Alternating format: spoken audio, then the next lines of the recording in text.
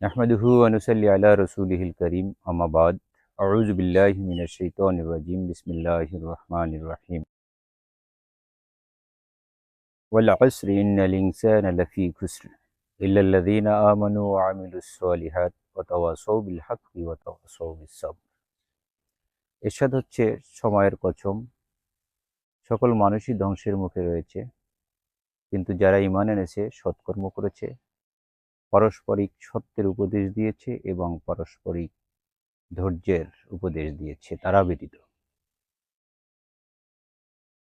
আল্লাহ রাব্বুল আলামিন সূরা আসর আল কুরআনের 103 নম্বর আয়াত, যেটা নাজিলের প্রেক্ষাপট রয়েছে, যখন আল্লাহ রাব্বুল আলামিন নবী করিম সাল্লাল্লাহু আলাইহি ওয়াসাল্লামকে মক্কার বুকে দ্বীনের দাওয়াত পৌঁছাতে প্রেরণ করলেন এবং নবী করিম সাল্লাল্লাহু আলাইহি ওয়াসাল্লাম যখন দ্বীনের দাওয়াত দিতেছিলেন, তখন ওলীদ বিন মুগীরা, আস ইবনে ওয়াইল এবং আসওয়াদ ইবনে মুত্তালিব নবী করিম সাল্লাল্লাহু আলাইহি ওয়াসাল্লামকে নানাভাবে ঠাট্টা বিদ্রূপ করতে লাগলো এবং একসময় বলতে লাগলো যে মুহাম্মদ সাল্লাল্লাহু আলাইহি ওয়াসাল্লাম ক্ষতির মুখে রয়েছে, মুহাম্মদ ক্ষতির মধ্যে রয়েছে, তোমরা মুহাম্মাদের ধারে কাছেও যেও না। ঠিক এই প্রসঙ্গেই সূরা আসর আল্লাহ রাব্বুল আলামিন নাজিল করেন।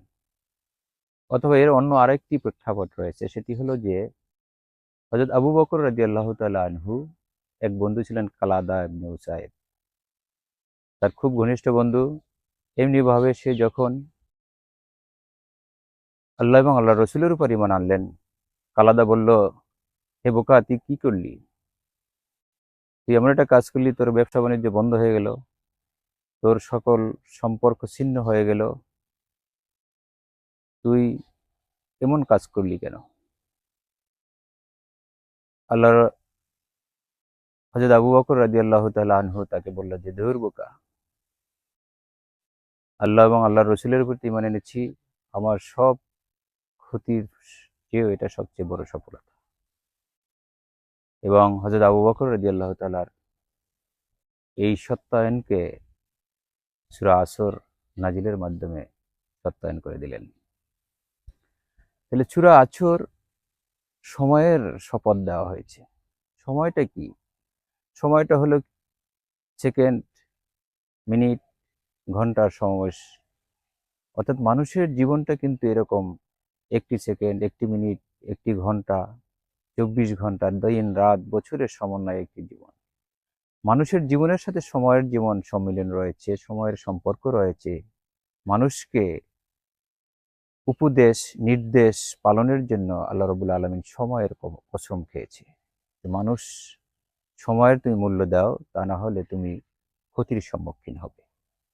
এই সময়কে বিবেচনা করে তুমি যদি আগাতে চাও, তাহলে তুমি মনে রাখো প্রত্যেকটা মানুষই ধ্বংসের মুখে রয়েছে, কিন্তু যদি তোমরা আল্লাহ এবং আল্লাহ রাসূলের উপর ঈমান আনো, পারস্পরিক সত্যের আহ্বান করো এবং পারস্পরিক ধৈর্যের আহ্বান করো, তাহলে তোমরা সে ক্ষতি থেকে মুক্তি পাবে। এটা যে একটি ব্যবসা, মানব জীবনের একটি অন্যতম ব্যবসার কথা আল্লাহ রাব্বুল আলামিন বলেছেন, যে ব্যবসায় তুমি যদি অংশগ্রহণ করো তাহলে তুমি সফল হবে। যা সূরা সফের অন্য আয়াতে বলা হয়েছে, হাল আদুল্লুকুম আলা তিজারাতিন তুনজিকুম মিন আযাবিন আলিম তুমিনুনা বিল্লাহি ওয়া রাসূলিহি ওয়া তুজাহিদুনা ফি সাবিলিল্লাহি বিআমওয়ালিকুম ওয়া আনফুসিকুম যালিকুম খায়রুল লাকুম ইন কুনতুম তা'লামুন। এখানে বলেছেন যে আমি তোমাদেরকে এমন একটি ব্যবসার কথা বলবো না, যে ব্যবসা তোমাকে পীড়াদায়ক শাস্তি থেকে মুক্তি দিবে, আর সেটা হলো তুমিনুনা বিল্লাহি ওয়া রাসূলিহি, তোমরা আল্লাহ এবং রাসূলের প্রতি ঈমান আনবে এবং আল্লাহর দ্বীন প্রতিষ্ঠার ক্ষেত্রে জান এবং মাল দিয়ে তোমরা সেই যুদ্ধে অংশগ্রহণ করবে, তাহলেই তোমরা সফলতা লাভ করবে। তো সুতরাং আমাদের জীবনকে সাফল্যমণ্ডিত করলে যেমন ইহকাল এবং পরকাল নিশ্চিত হবে, সে বিষয়টাই কিন্তু আমাদেরকে এখানে বলা হয়েছে। এবং সূরা আসরের আরেকটি বিষয় হলো যে প্রথম দুটি অংশে নিজের লাভের কথা বলা হয়েছে, যে তুমি যদি আল্লাহ এবং আল্লাহর রাসূলের প্রতি ঈমান আনো, তাহলে তুমি জাহান্নাম থেকে মুক্তি পাবে, ইহকাল এবং পরকালে তুমি শান্তির মুখ দেখবে। কিন্তু এর পরের দুটি অংশে বলা হয়েছে ওয়াতাওয়াসাউ বিল হাক্কি ওয়াতাওয়াসাউ বিস সাবর। শুধু তুমি একা ঈমান আনলেই হবে না, মানুষকে এই সত্যের আহ্বান জানাতে হবে, মানুষকে এই ধৈর্যের আহ্বান জানাতে হবে, তাহলে মানুষও এর থেকে মুক্তি পাবে। এরই প্রেক্ষিতে অন্য আয়াতে আল্লাহ রাব্বুল আলামিন ইরশাদ করেছেন, কু আনফুসাকুম ওয়া আহলিকুম নারা। তোমরা নিজেকে আত্মরক্ষা করো প্রথমত, তারপর তুমি তোমার পরিবারকে এর থেকে বাঁচিয়ে রেখো। আর সেই দাওয়াতটাই হলো যে তুমিনুনা বিল্লাহি ওয়া রাসূলি, প্রথমত আল্লাহর প্রতি এবং রাসূলের প্রতি ঈমান। মানে আমার ঈমানটাকে আগে মজবুত করতে হবে, আমি নিজে মুমিন হব, অন্যকে মুমিন হওয়ার জন্য উপদেশ দেব এবং আমলে ছলে করব। আমলে ছলে মানে কি, কোরআন এবং সুন্নাহ অনুযায়ী যে নির্দেশনাবলী আছে সেই নির্দেশনাবলী পালন করা।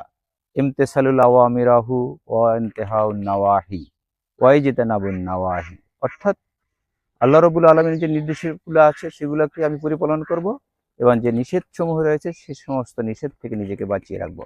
তাহলে আমি যেমন নিজেকে বাঁচতে পারবো, পরকালে জান্নাতের জন্য আমরা প্রস্তুত হতে পারবো, ঠিক মানুষ এবং সমাজকে যদি আমরা বাঁচাতে চাই তাহলে আমরা পরস্পরকে সেই সত্যের আহ্বান জানাবো এবং পরস্পরকে সেই ধৈর্যের আহ্বান জানাবো, যাতে করে মানুষও ইহকালে এবং শান্তিতে থাকতে পারে, পরকালে জান্নাতের আবাসস্থলে স্থলে পৌঁছে যেতে পারে।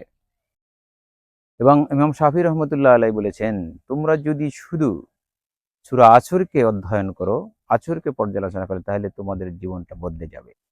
অতএব আসুন আমরা এই সূরা আসরের শিক্ষাটা গ্রহণ করি এবং আমাদের জীবনে বাস্তবায়ন করি, সমাজে বাস্তবায়ন করার চেষ্টা করি।